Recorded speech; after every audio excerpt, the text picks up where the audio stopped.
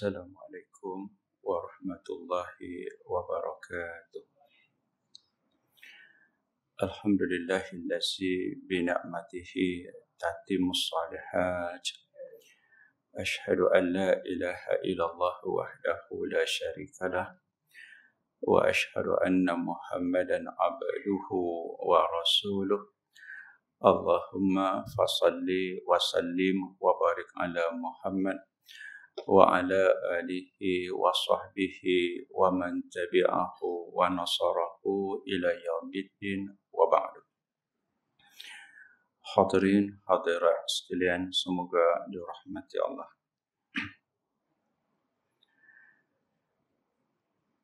Saya buka majlis dengan satu kemuskilan. Seorang lelaki meninggal. Anak tak ada, tapi isteri dia mengandung.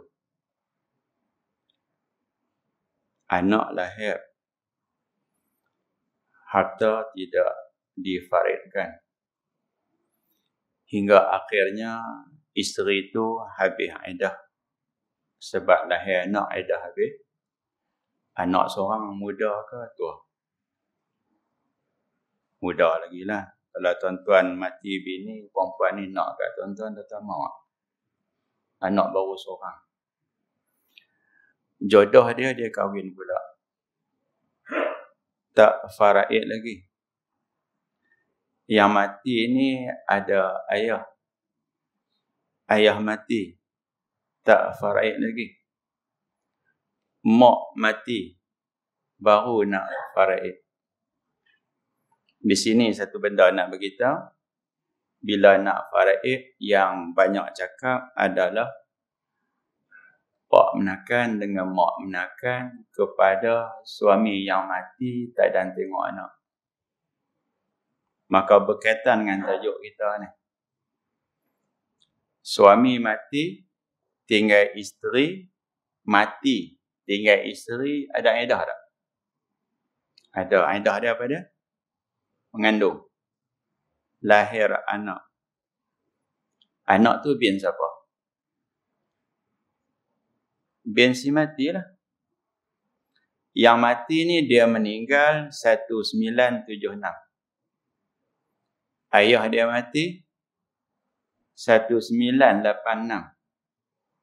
Mak dia mati 1996. Dia pilih 6 lah kau. 76, 86, 96. Si anak, okey, dia tanya saya hello dia balik, dengar bunyi mesin, mungkin dia Raja Kelang kot. Kalau Raja Kelang ni mana besar dah lah. Munasabah lah. Ayah dia mati tahun 76. Lah dia umur berapa? 86, 96, 2006, 2016, sudah 44 tahun. 44 tahun tak faraid lagi. Confirm Melayu. Faham tak? Orang Melayu dia saja macam tu. Dan dia cuba buat tuntutan pak menakan dengan mak menakan, 4 orang, kata hang tak dapat. Sebab masa mati mana hang ada? Saya kata pada yang tanya, kamu bin siapa? Bukan bin si mati kah? Dan nak tanya, masa ayah kamu mati, mak kamu iddah ada lagi tak? Ada. Mereka kata, mak hang tak dapat sebab nikah pula. Ni orang panggil ilmu tak ada, mengaji tak mahu. Saya kata kepada yang tanya, kes kamu sebiji kes abang boceh. Kena ada abang boceh. Cuma abang boceh ni saya pernah buat silap sebab maklumat yang saya dapat tak macam mana yang sepatutnya. Yang saya dapat ramai yang tanya. Bila abang Allah yarhamuh meninggal, yang saya tahulah dia masih ada isteri, anak laki-laki dan mak. Maka saya kira isteri 1/8. Okey. Mak 1/6. 8 kali separuh 6 atau 6 kali separuh 8 dapat 24. Isteri 3. Isteri 3. Mak dapat 4. 4 campur 3, 7. 24 tolak 7, 17. Jadi anak abang tu 17/24. Tiba-tiba saya dengar pula orang lain pula cerita dan peguam lain komen peguam tu juga. Saya pernah mengaji dengan beliau. Dia kata anak abang dapat 13. Saya kira 17. Saya tanya lagi, awak jadi macam tu? Rupa-rupanya abang yang meninggal, dia masih ada ayah. Yang tu saya tak tahu. Ayah dengan mak abang dah pisah. Orang Melayu kita kalau pisah tak mau jumpa dah kan. Kita pun tak dengar cerita pun kata abang ada ayah. Kiraan tadi kira balik. Apa yang isteri dapat, betul. Apa yang mak dapat, betul. Apa yang anak dapat, kena ubah. Sebab ayah dapat 1/6 sama dengan 4/24. Jadi 4, 4, 3, 17, 24, 4, 4, 3, 11. 4, 4, 3, 11. 24 tolak 11, 13. Jadi pada kes yang saya sebut mukadimah tak sah ni, saya kata, pak menakan pada budak ni dapat. Tapi bukan dia dapat pusaka ayah budak ni. Semasa ayah budak ni mati, okey, isteri dapat 1/8. Mak dengan ayah masing-masing 4/4. Lebih lagi 13. 13 dapat kat anak banyak tu.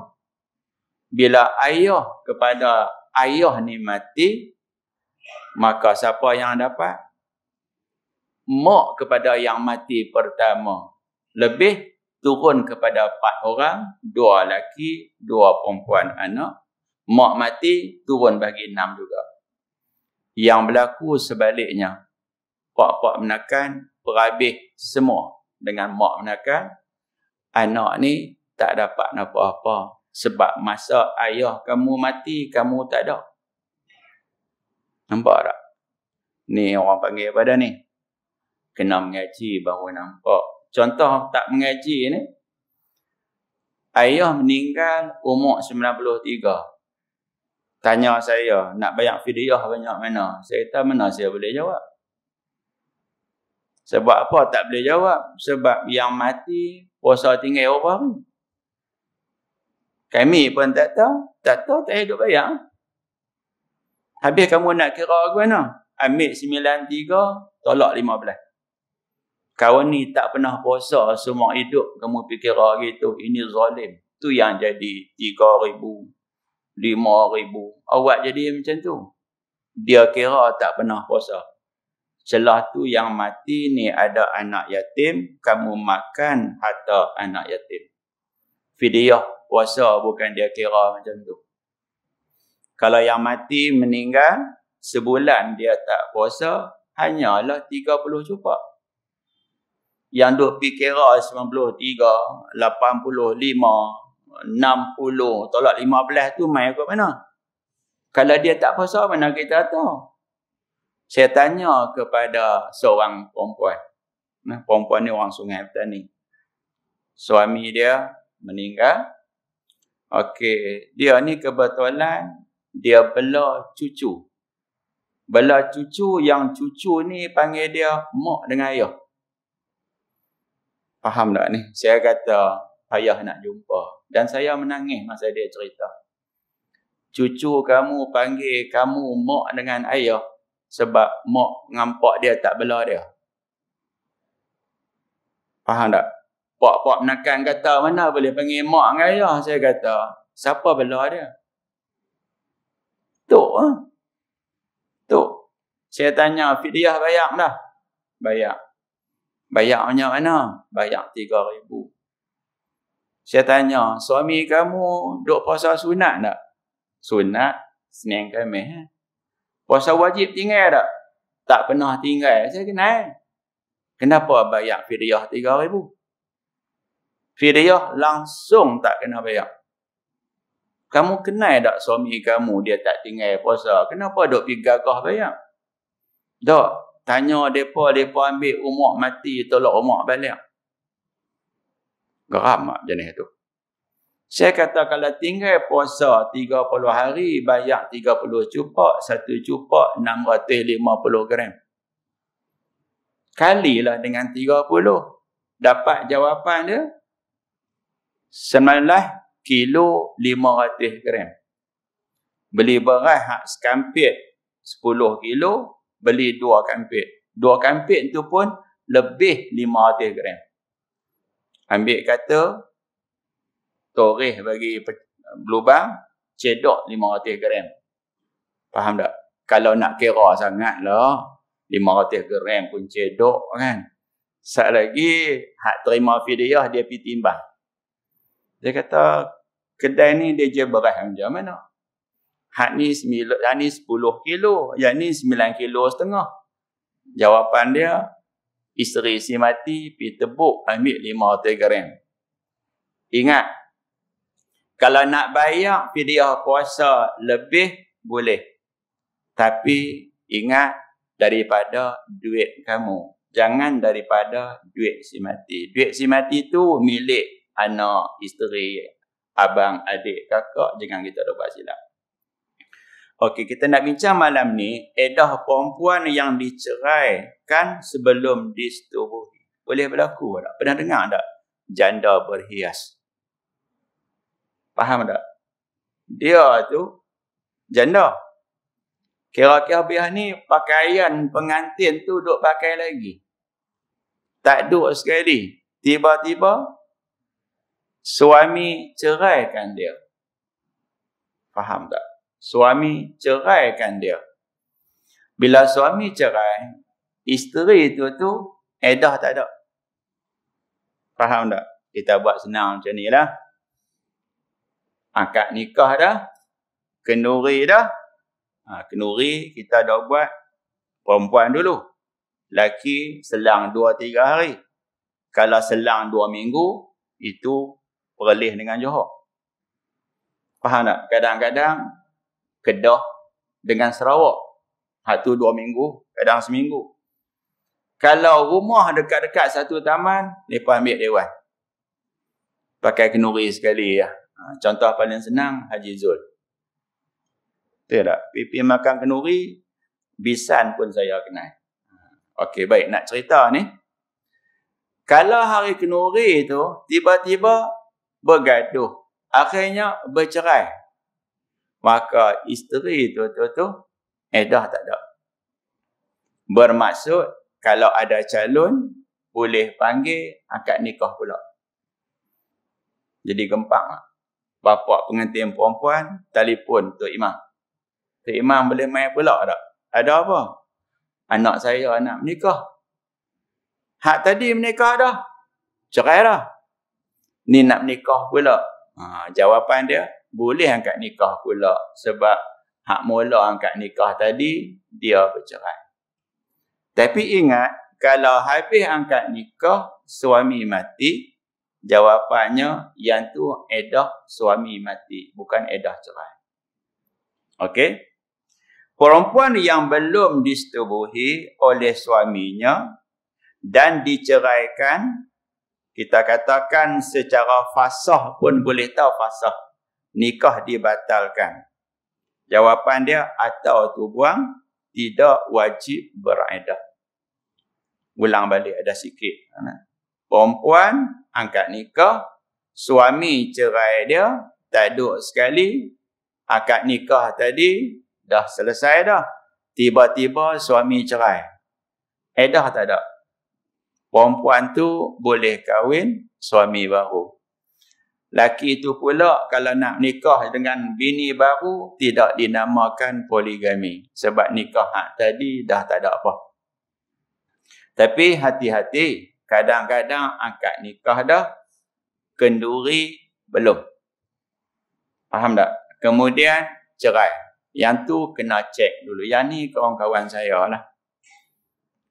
Bila ustaz dengan ustazah ni sama-sama reti hukum. Ustaz, ustazah sama-sama reti hukum. Akad nikah dah. Kahwin anak datuk.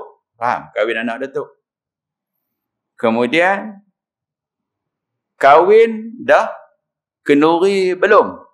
Tambah macam PKP ni, nak kenduri lambat lagi. Okey, saya nak tanya. Dah jadi suami isteri ke belum? Nak kenduri bila? Lambat lagi. Celah tu kalau mati salah seorang, ada dah. 4 bulan 10 hari. Kalau berlaku cerai, jawapannya kena confirm dulu. Antara selesai akad nikah selesai dengan berlaku cerai, hampa duduk sekali tak? Yang ni kena amanah. Faham? Kena amanah. Dan saya tanya sahabat saya tak sebut nama lah. Ingat masa nak temu duga jadi guru dulu, dia kena pakai necktie. Faham tak?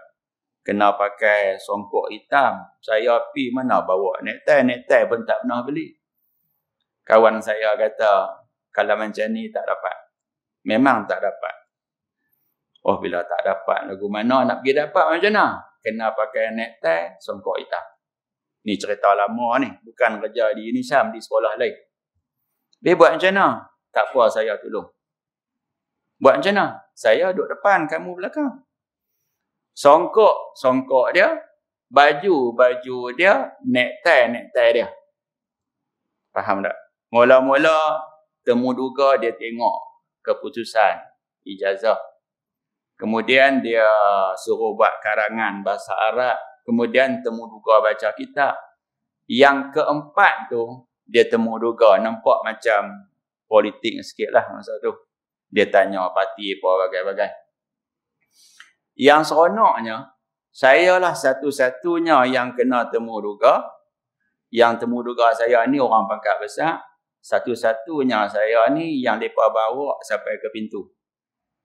Lepas temu duga, mereka bawa sampai ke... Mereka tolong buka pintu. Faham baju saya, necktie semua pinjam. Faham tak ni? Mereka kata apa? Memang tak dapat dah. Sebab mereka raih sungguh. Tu mereka tolong buka pintu. Sebab tak dapat dah. Saya kata, sebab tu kah? Akhirnya, dapat. Yang saya nak cerita ni, hak yang bagi pinjam baju necktie tu, dia tu dapat juga. Dia kahwin dengan anak datuk, tapi kenduri lambat lagi. Ni saya test ni. Saya tanya, apa angkat nikah dah? Ya. Kenduri belum. Habis tu macam mana? Dah sah dah Ustaz. Kita buatlah alasan, kan perempuan ni pun buat alasan, pergi mana-mana tak ada balik. Yang ni pun tak ada balik, tapi duduk sekali. Saya tahulah cerita tu. Jenis ni kalau bercerai, ada edah tak? Ada edah sebab duduk sekali tu kena duduk sekali dah. Kenduri belum. Saya tak pandai tipu kata bukan nak berdosa. Sebab kita dah kahwin tu yang abang tak dan balik, memang tak dan balik sungguh. Faham tak? Dia pusing kot tu. Tengok pula sebelah, Allah Ta'ala berfirman, ya ayyuhallazina amanu, wahai mereka yang beriman. Semua kita lah. Iza nakahtumul mu'minat, bila kamu nikah dengan perempuan yang beriman, ataupun perempuan tu orang kata tak apa nak bagus lah, tak apa nak bagus, semayang pun tak, puasa pun tak, tapi angkat nikah termasuk di sini juga. Kerana nak beritahu, ayat Quran memanglah asalnya sebut, hai lelaki yang beriman, kalau kamu kahwin perempuan yang beriman, sama-sama sepasang beriman. Okey, samalah juga laki pun tak apa nak bagus, perempuan tak apa nak bagus, tapi dua-dua Islam, mereka berkahwin. Dah kahwin tu, Summa talaqtumuhunna. Laki-laki tadi cerai si isteri dia tu. Min qabli an tamassuhunna. Tapi tak sempat nak sentuh. Ini Allah Ta'ala maha malu. Allah Ta'ala sangat-sangat malu. Sebenarnya tak sempat sentuh tu apa dah? Okey, perempuan tadi suami dia dah pegang tak jari dia? Pegang tak jari dia? Pegang. Sarungkan cincin. Cincin tu kena ukur dulu tak? Kena ukur dulu. Okey, takkan pergi beli pakai hentam saja. Sagi kecil sangatlah, besar sangatlah. Sentuhkah belum cincin tu? Sentuhkah belum tangan jari? Sentuhkah belum? Sentuh dah. Dan suami pula mungkin dia kucuk dari isteri dia. Sekian. Tiba-tiba berlaku perceraian. Allah Ta'ala kata, kamu kahwin, kamu bercerai, kamu tak sentuh dia. Sentuhkah belum? Sentuh dah. Maksud sentuh di sini bukan sentuh jari. Tapi sentuh sini ialah berlaku persetubuhan. Kenapa Allah Ta'ala tak bagi tahu direct? Jawapan Allah Ta'ala, malu. Clear nah? Clear yang tu. Lagi, fama lakum alaihinna. Kalau kamu cerai isteri kamu, tak duk sekali lagi, maka tiada bagi kamu alaihinna atas isteri yang diceraikan tadi tu, min iddatin taqtaddunaha. Isteri kamu yang kamu cerai, edah tak ada.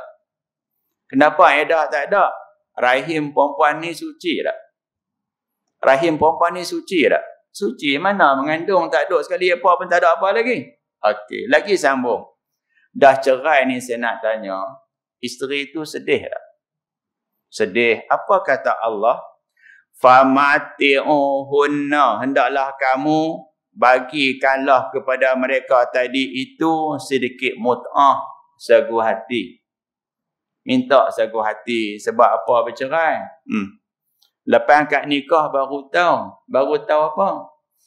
Saya ni kerja siang selama-lamanya. Yang perempuan ni pula kerja malam selama-lamanya. Faham tak? Memang tak berjumpa lah. Atau lepas dah kahwin dah baru tahu. Lah, isteri tentera. Isteri tentera duduk di mana? Duduk dalam hutan. Lagu mana aku nak kahwin dengan dia? Contoh. Atau lepas kahwin dapat tahu rupa-rupanya keluarga suami dengan keluarga isteri barangkali pernah bergaduh. Barangkali juga kerana sebab-sebab yang tertentu. Okey? Ataupun ada orang apa? Perempuan kamu tu dulu memang aku punya. Aku sendiri pernah sekian. Dengar macam tu suami kata apa? Aku cerai, tolak satu. Lagi sambung. Wasarihuhunna sarahan jamila. Lepaskan perempuan tadi dengan cara yang baik-baik. Ambil baik, cerai pun baik. Saya tunjukkan contoh ambil baik, cerai baik ni. Orang yang kahwin. Tuan-tuan kahwin, isteri boleh semayang tak? Isteri boleh semayang kan? Betul tak? Betul tak betul? Saya baru sekali pengalaman jumpa perempuan kahwin, tapi dia tak boleh semayang. Baru sekali.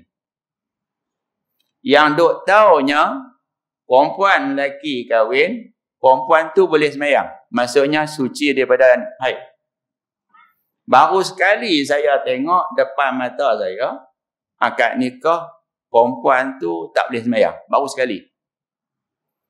Semasa nak akad nikah, saya duk beralih tengok anak dara. Anak dara ni saya boleh bersalaman dengan dia. Boleh salam, cium pipi, boleh. Saya tanya, mana api? Mak dia kata, tak boleh semayang. Tak boleh semayang. Faham apa dia tak boleh semayang? Habis tu dia duduk tang mana? Dia duduk kat dewan. Ada satu bilik. Bilik tu lah dia dengar apa orang duduk cakap. Sepatutnya akad nikah perempuan tu boleh semayang. Tapi kira hari dia jadi silap. Dia ada miss juga silap. Bila silap, ingat, perempuan yang dikahwin ini diusahakan kahwin masa isteri boleh solat. Bila nak cerai isteri pun cari masa yang sesuai. Faham tak? Sesuai dia macam mana? Contoh dia kalau kenal tuan guru Pak Mat Pulau Pisang. Dia Tok Guru ni kerap orang gelak dia. Pak Mat Pulau Pisang. Beliau guru saya juga guru kepada kenal tak Datuk Hamid Osman Syed. Tapi mengaji tak sama masa lah. Dia duk cerita pasal dia dengan isteri dia, dengan isteri sebelum tu. Beza umur 18 tahun kahwin. Dahsyat. Dahsyat tu duk cerita lah. Kak Hasanah hampa tu tak larat macam Pak Mat lah juga. Beza umur 18 tahun. Dia cerita isteri lain yang pernah diceraikan. Kahwin molek, tapi anak tak dapat-dapat. Tak dapat anak. Nak buat macam mana tak dapat anak? Pak Mat, Tok Guru saya, dia tunggu sampai isteri dia boleh semayang. Faham tak? Boleh semayang elok dah, semayang boleh dah. Mana suci dah tu? Suci. Dia bawa isteri, dia balik hantar rumah pak mentua dia. Okey, dia abang kat pak mentua dia, saya dah ceraikan isteri saya, tolak satu. Kahwin, tak dapat anak apa-apa. Pak mentua faham? Faham? Jadi, Tok Guru ni bila nak balik, isteri nak ikut. Faham tak? Maknanya isteri tak jelas di situ. Nampak tak? Kahwin pun pilih masa, cerai pun pilih masa. Biasanya cerai ni, masa elok kan masa berkelahi. Berkelahi, cerai. Lepas tu baru nak menyelesai. Okey, tengok lagi. Hukum iddah dan kewajipan yang perlu dilakukan. Okey, tuan-tuan faham kan? Kalau berlaku perceraian, isteri masih lagi menerima kan beberapa perkara. Contohnya pakaian, tempat tinggal. Nak tanya, makan minum suami kena bagi tak? Kena bagi tak? Dia kena tengok. Perempuan tu mengandung ke tak mengandung? Kalau perempuan tu mengandung, anak tu anak siapa? Anak suami. Maka kena bagi makan mak tak? Bagi makan mak ni kerana nak bagi makan anak. Dia faham ke tu? Okey. Terdapat beberapa hukum dan kewajipan bagi perempuan yang bereddah seperti berikut. Perempuan yang pertama yang bereddah tolak. Tolak ada berapa jenis? Tolak raj'i, lagi apa dia? Tolak bain. Tolak raj'i ni apa dia? Cerai tapi duk sekali dah. Cerai tapi duk sekali dah. Jenis ni suami boleh rujuk balik. Faham tak? Boleh rujuk balik. Tapi kalau akad nikah dah selesai, cerai tolak satu, dia geram lagi, dia cerai lagi satu, tak jadi dah. Kenapa tak jadi? Perempuan yang kamu kahwin ni, kamu tak duk sekali, kamu cerai dia, iddah dia tak ada. Bila iddah dia tak ada, kamu nak cerai lagi, tak boleh dah. Sebab dah putus dah di situ. Atau satu lagi, tolak bain yang mempunyai kewajipan dan hak. Okey. Azan, kau bukan? Dia dah. Dia saya berhenti dulu, jumpa stesen dah. Dia dah. Ke? Belum lagi nah. Okey, clear. Lagi takut terlajak pula. Juga tengok bawah. Sekiranya tolak raj'i. Raja'a maknanya balik. Tolak raj'i mana apa? Tolak raj'i maksudnya ialah perempuan tadi suami cerai dia, suami boleh rujuk balik. Walaupun isteri tu tak mau suami rujuk, suami boleh rujuk balik. Di sini ada peraturan majlis agama. Kalau nak rujuk, kena buat di mahkamah. Kalau nak cerai, kena buat di mahkamah. Tuan-tuan setuju ke tak setuju? Cerai di mahkamah, rujuk di mahkamah ni sakit kepala. Rasa macam susah sikit lah nak kena pergi mahkamah, susah. Nak cerai pun kena pergi mahkamah. Bila pergi mahkamah, senang tak? Senang tak? Hakim dengar tak? Hukum dengar tak? Ada saksi tak? Selesai. Dan ada seorang hamba Allah, seorang hakim, bincang dengan saya tak sebut nama. Ni baru peringkat cadangan. Beliau cadangkan kepada saya, akad nikah, mas kahwin ada 2 kali. Tuan-tuan setuju tak mas kahwin 2 kali? Yang pertama, mas kahwin bayar segera. Yang kedua, mas kahwin bayar bila suami mati. Ni baru perbincangan, dia tak jadi orang kata apa, undang-undang lagi. Buat macam mana? Akad nikah, katakan mas kahwin dia 22,000. Ni tinggi ni, 22,000. Hak kena bayar segera 2,000. Lagi 2,000 bila? Bila suami mati. Saya tanya kepada yang bincang saya, kenapa buat macam tu? Dia kata kesian dekat isteri. Bila angkat nikah, dapat 2,000. Bila suami dia mati, adik-beradik sapu habis pusaka dia. Kalau mas kahwin ada 2 jenis, suami mati saja, isteri dapat 2,000. Boleh mula hidup baru tak? Tuan-tuan faham tak? Dengan mati suami, mai mana 2,000? Mak nak 2,000 duit ayah hampa. Sebab apa? Dulu angkat nikah, mas kahwin, hak satu lagi ayah hampa tak bayar. Kurang-kurang 2,000 tadi boleh buat modem nikah. Kalau di Mesir lagi dahsyat, kenduri kahwin dah pun tak boleh duduk sekali. Habis nak buat macam mana? Suami kena turun tanda tangan, rumah jadi milik isteri. Baru boleh duduk sekali. Ini undang-undang. Dengan cara tu, kalau suami jahat, dia cerai isteri dia, siapa yang hilang rumah? Siapa yang hilang rumah? Suami hilang rumah. Ini semua peraturan agama. Sebab manusia ni macam-macam perangai manusia. Sekiranya tolak raj'i, suami wajib menyediakan tempat tinggal bagi isteri. Dan yang afdalnya ialah tempat tinggal semasa mereka hidup bersama, sekiranya bersesuaian dan tiada halangan untuk mendudukinya. Kira-kira kalau suami senang, isteri pun duduk rumah yang elok lah. Demikian juga sebaliknya, sama taraf.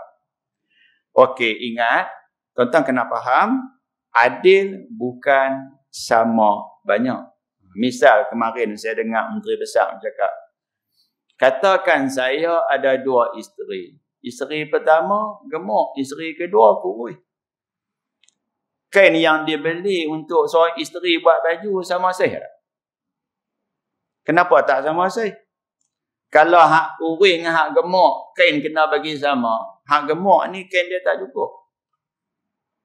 Okeylah bagi hak gemuk kain cukup. Hak kurus nak buat apa? Kain besar sangat. Rupanya adil bukan sama banyak, tapi bagi kena. Okey. Menurut syariat Islam, suami wajib memberi nafkah seperti perbelanjaan, pakaian dan lain-lain. Nafkah ini wajib diberikan walaupun dah bercerai, kena bagi juga. Sama ada isteri itu mengandung ataupun tidak, sebab dia masih isteri kepada suami. Ini kerana suami masih berkuasa atas isteri dan boleh rujuk selagi tempoh iddah belum akhir. Kalau marah lagi, cerai lagi, kira tak? Cerai dah tolak satu. Duk marah lagi ni. Dia cerai lagi, jatuh tak? Kenapa jatuh? Isteri yang diceraikan tu masih beredah. Dia masih isteri lagi, tapi cacat sikit. Kenapa cacat? Suami tak boleh duduk, tak boleh tidur dengan isteri dia kerana kamu dah bercerai. Nak tidur sekali boleh, tapi kena rujuk dulu. Bila nak rujuk, isteri tak mau. Suami nak buat macam mana? Isteri tidak boleh menolak. Kalau dia nak tolak, dia kena beritahu dekat hakim kita kat mahkamah. Maka situ hakim akan dengar penjelasan kenapa kamu tak mau terima rujuk suami kamu. Masa itulah yang saya cerita lawak lah, jadi teka-teki lah. Isteri tanya hakim, cuba tuan hakim teka, apa dalam tangan saya?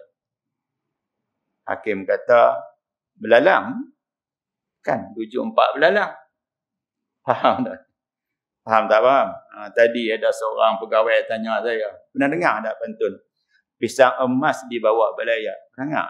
Masak sebiji apa? Di dalam peti. Dia tanya saya, kenapa pisang emas? Kenapa bukan pisang awak? Pisang apa? Saya dah fikir, betul juga no. Kenapa pisang emas? Dia tanya, dia jawab, pisang emas dia kata, dia masak tak sekali. Dia masak sikit-sikit, jadi boleh makan banyak hari. Kebetulan masa tu pisang emas tu duduk atas meja saya. Tu dia kata pisang emas. Okey nah. Itu bagi clear yang tu. Jadi nak bagi faham sini, bila edah tadi tak habis, dia cerai lagi, jatuh lagi. Okey. Sekiranya bukan isteri, yang tu cerita lain.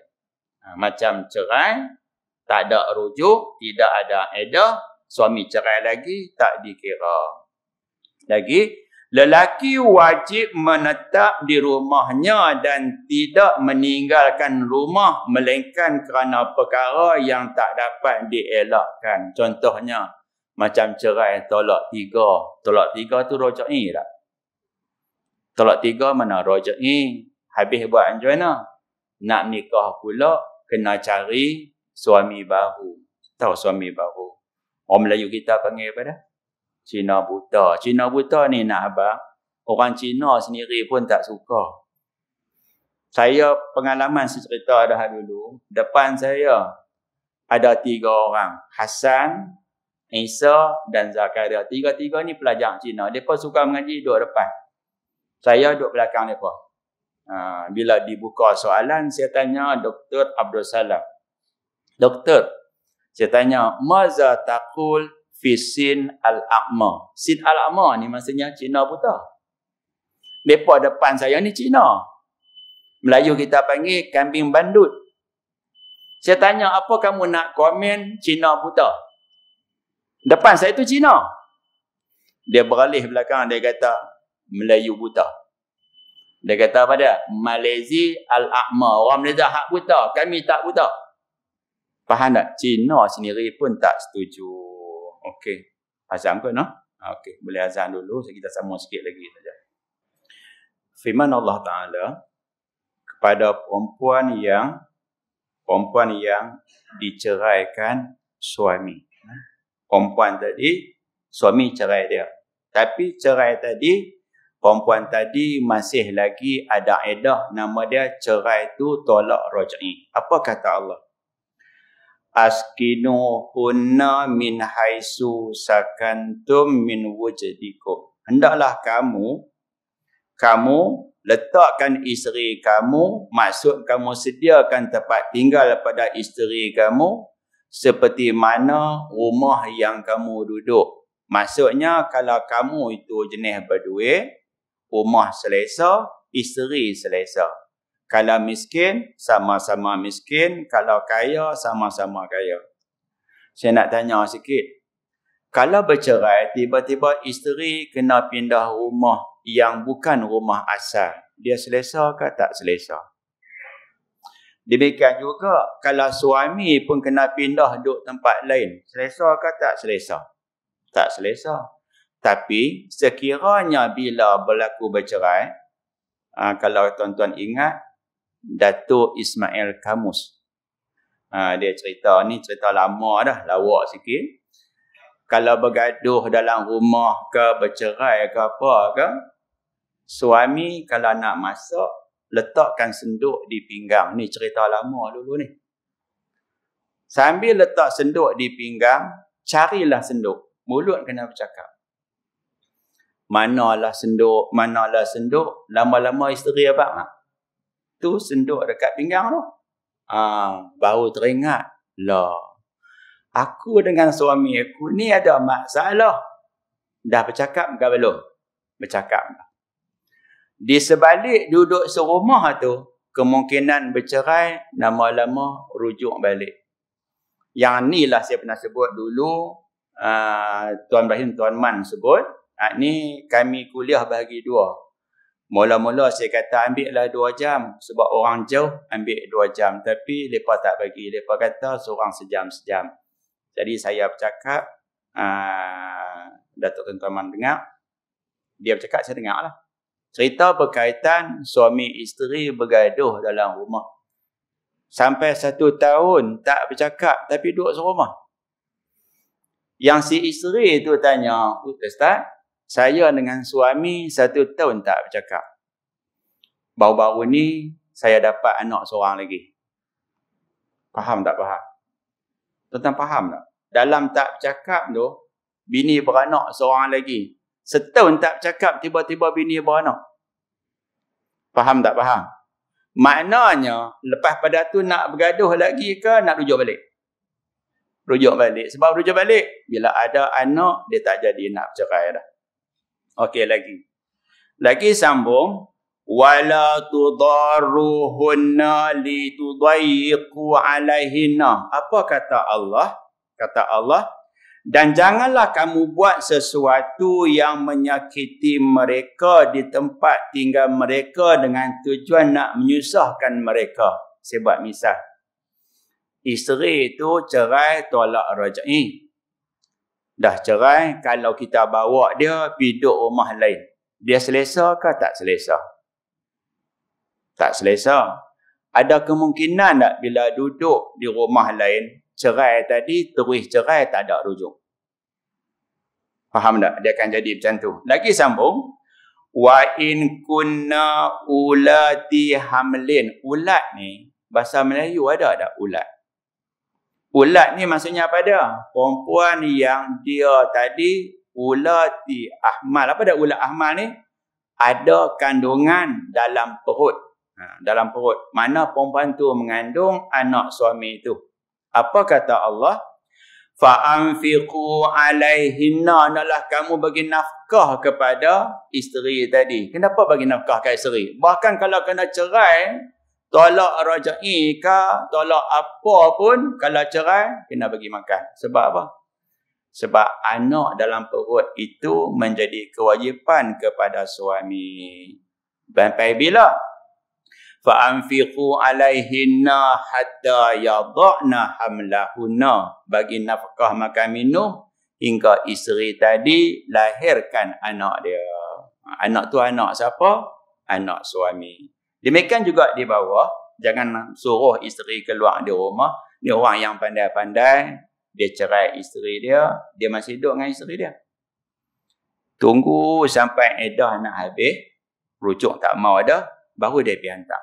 Dia kata, ayah, kami dah bercerai, jadi saya hantar baliklah anak ayah ni. Okey, sebab kami dah nak habis edah.